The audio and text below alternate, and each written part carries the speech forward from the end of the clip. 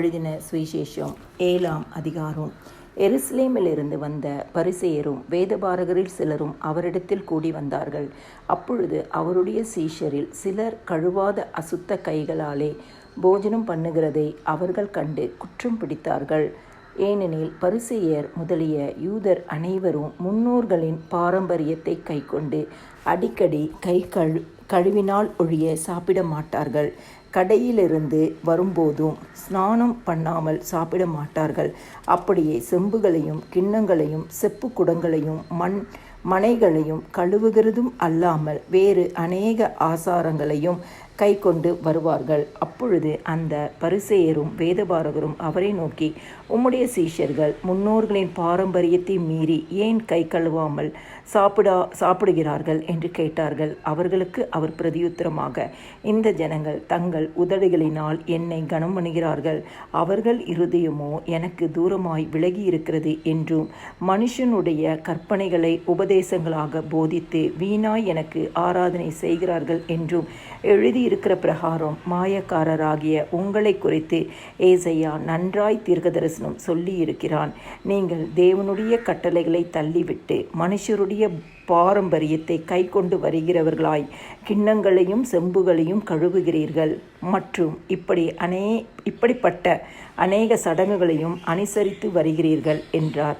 பின்னும் அவர் அவர்களை நோக்கி, நீங்கள் உங்கள் பாரம்பரியத்தை கை கொள்ளும்படிக்கு தேவனுடைய கட்டளைகளை வியர்த்தமாக்கினது நன்றாயிருக்கிறது. எப்படியெனில் உன் தகப்பனையும் உன் தாயையும் கனம் பண்ணுவாயாக என்றும், தகப்பனையாவது தாயையாவது நிந்திக்கிறவன் கொல்லப்பட வேண்டும் என்றும் மோசே சொல்லியிருக்கிறாரே. நீங்களோ ஒருவன் தன் தகப்பனையாவது தாயையாவது நோக்கி, உனக்கு நான் செய்யத்தக்க உதவி எது உண்டோ அதை கொர்பான் என்னும் காணிக்கையாக கொடுக்கிறேன் என்று சொல்லிவிட்டால் அவனுடைய கடமை தீர்ந்தது என்று சொல்லி அவனை இனி தன் தகப்பனுக்காவது தன் தாய்க்காவது யாதொரு உதவியும் செய்ய ஒட்டாமல் நீங்கள் போதித்த உங்கள் பாரம்பரியத்தினால் தேவ வசனத்தை அவமாக்குகிறீர்கள். இது போலவே நீங்கள் மற்றும் அநேக காரியங்களையும் செய்கிறீர்கள் என்று சொன்னார். பின்பு அவர் ஜனங்களை எல்லாரையும் வரவழைத்து அவர்களை நோக்கி, நீங்கள் எல்லாரும் எனக்கு செவி கொடுத்து உணருங்கள்.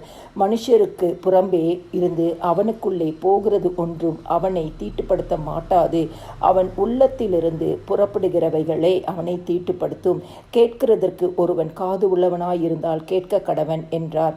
அவர் ஜனங்களை விட்டு வீட்டுக்குள் பிரவேசித்த போது அவருடைய சீஷர்கள் அவர் சொன்ன ஓமையை குறித்து அவரிடத்தில் விசாரித்தார்கள். அதற்கு அவர், நீங்களும் இவ்வளவு உணர்வில்லாதவர்களா? புறம்பே இருந்து மனுஷனுக்குள்ளே போகிறது ஒன்றும் அவனை தீட்டப்படுத்த மாட்டாது என்று நீங்கள் அறிந்து கொள்ளவில்லையா? அது அவன் இருதயத்தில் போகாமல் வயிற்றிலே போகிறது. அதிலிருந்து எல்லா போஜனங்களின் அசுத்தங்களையும் கழிக்கிற ஆசன வழியாய் நீங்கி போகும். போஜனங்களின் அசுத்தங்களையும் கழிக்கிற ஆசன வழியாய் நீங்கி போகும். மனுஷனுக்குள்ளே இருந்து புறப்படுகிறதே மனுஷனை தீட்டுப்படுத்தும்.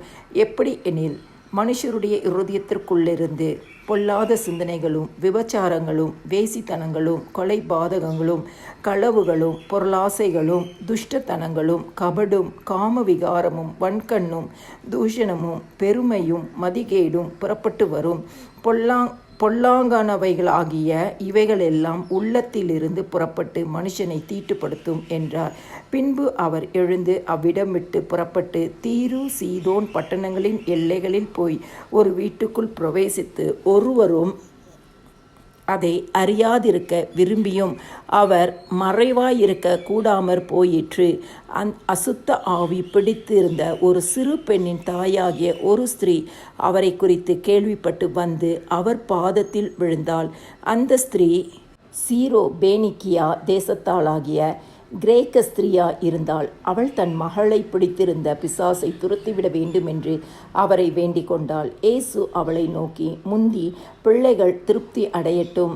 பிள்ளைகளின் அப்பத்தை எடுத்து நாய்க்குட்டிகளுக்கு போடுகிறது நல்லதல்ல என்றார். அதற்கு அவள், மெய்தான் ஆண்டவரே, மேலும் மேஜையின் கீழிருக்கும் நாய்க்குட்டிகள் பிள்ளைகள் சிந்துகிற துணிக்கைகளை தின்னுமே என்றாள். அப்பொழுது அவர், நீ சொன்ன அந்த வார்த்தை நிமித்தம் போகலாம், பிசாசு உன் மகளை விட்டு நீங்கி போயிற்று என்றார். அவள் தன் வீட்டுக்கு வந்தபொழுது பிசாசு போய்விட்டதையும் தன் மகள் கட்டிலில் படுத்திருக்கிறதையும் கண்டாள்.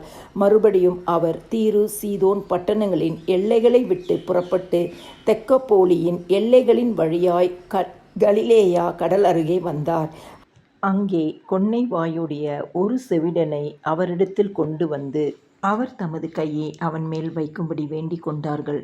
அப்பொழுது அவர் அவனை ஜனக்கூட்டத்தை விட்டு தனியே அழைத்து கொண்டு போய் தம்முடைய விரல்களை அவன் காதுகளில் வைத்து உமிழ்ந்து அவனுடைய நாவை தொட்டு வானத்தை அண்ணாந்து பார்த்து பெருமூச்சு விட்டு எப்பத்தா என்றார். அதற்கு திறக்கப்படுவாயாக என்று அர்த்தமாம்.